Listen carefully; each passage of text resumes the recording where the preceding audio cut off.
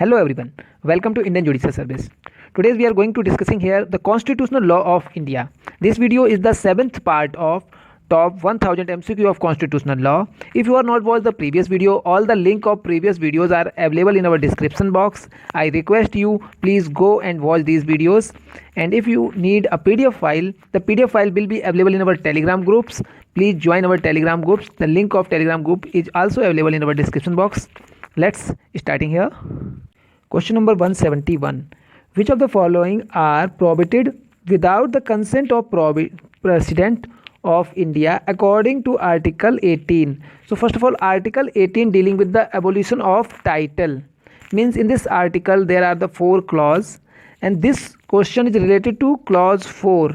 Clause 4 dealing with here no person holding any office of profit or trust under the state shall without the consent of president accept any present emolument or office of any kind from or under any sovereign state. This thing is provided in Article 18 clause 4, and same thing is provided which of the following are prohibited without consent of president of India according to Article 18.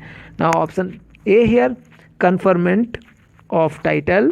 Option B here, accepting any title from foreign state. Option C here, accepting any gift. Means Article 4 dealing word present, present, present, present, and here any gift or office of any kind from or under any foreign state. And option D, all of the above. So our answer is here option C. Now question number 172. The doctrine of double jeopardy in Article 20 clause 2 meaning. Option A here, on one can be tried and punished more than once for the same offence. Option B here, one can be tried several times for the same offence. Option C here, the punishment once awarded cannot be enhanced in appeal and revision. Option D here, one can be tried more than once but punished only once. So clearly answer here, the doctrine of double jeopardy in Article 20 clause 2 means no one can be tried and punished more than once for same offense. These are 4 most important keyword in this question. So answer is here option A.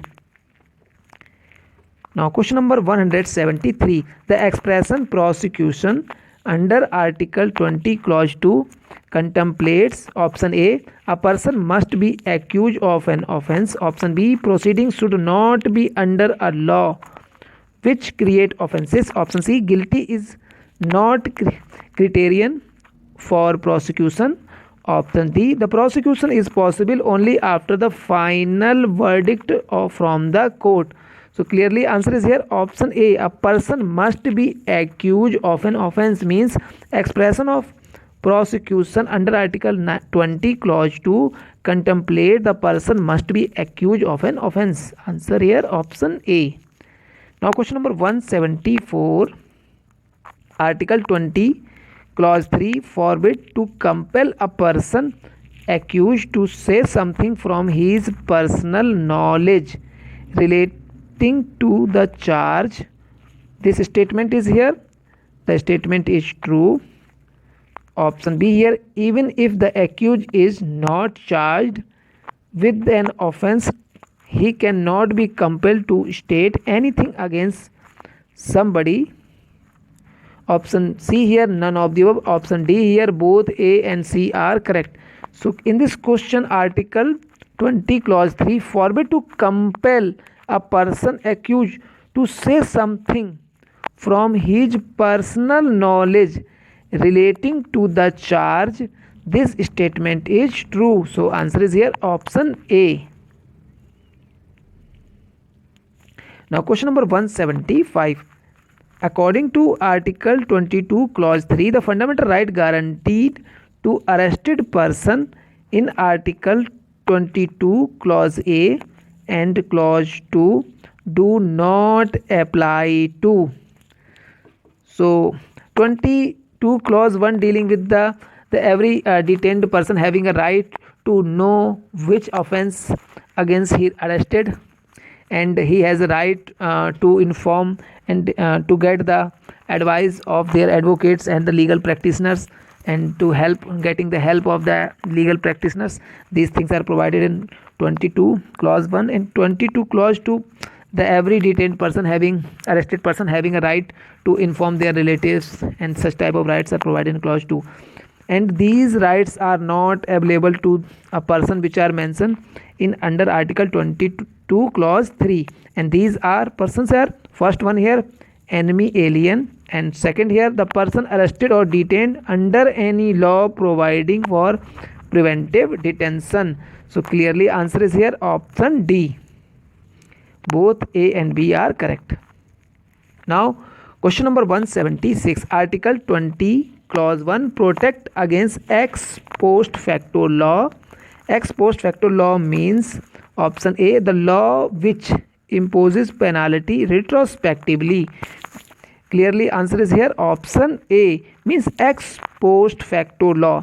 First of all, article 20 clause 1 dealing the protect against ex post facto law, but in this question the meaning here, the ex post facto law is the law which imposes the penalty retrospectively.